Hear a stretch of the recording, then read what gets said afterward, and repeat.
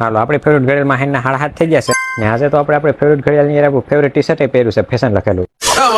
પગના જોડા હવારથી હાંજ આખો દી મારા પગ નીચે કામ કરીને થકી ગયા હતા. મેં વારો કાઢ્યો સાંજે ચપ્પલનો ને જાવી છે ખાલાવા રોડ ઉપર ના સ્વામિનારાયણ મંદિરે. અચ્છા રોડ ઉપર ટ્રાફિકની લાલ લાઈટોની તો વાત આગી રહી. અહીંયા તો હાયાબુસામાં ચાવી ભરાવા ભેગી લાલ લાઈટો થવા માંડી છે. હાલો તો હાયાબુસા એવા ગ્રીન સિગ્નલ આપી દીધું છે ને જાવી છે આપણે હાઈવે ઉપર. એટલે આજે હાઈનું વાતાવરણ તો જો જાણે દુબઈમાં ફરતા હોય એવું લાગે છે. આ વેકેશનમાં બ્લોગ જોવા વાળામાંથી કેટલા દુબઈ જવાના છે? સરકારે મારું કેટલું ધ્યાન રાખે છે. હાયાબુસા લઈ નીકળો હતો એ ચોકે ચોકે થાક ખવડાવે છે મને.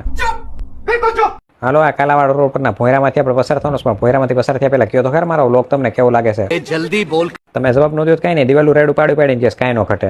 હાલો તો આપણે પહોંચી ગયા છે સ્વામિનારાયણ મંદિરે ને રાતે તો આખું મંદિર અહીંયા જગારા મારે છો લાઈટોથી. અંદર આવતા જે ઘાસમાં ખૂંચેલા હાથીએ મારું સ્વાગત કરી નાખ્યું ને આપણે લઈ લીધી મંદિરે સેલ્ફી. પગથિયા ચર્ચા જોયું ત્યાં તો ઘડીક વાર એમ થયું કે હું સુવર્ણ મંદિર આવી ગયો કે હું એટલી પીળી લાઈટો જગારા મારતી હતી.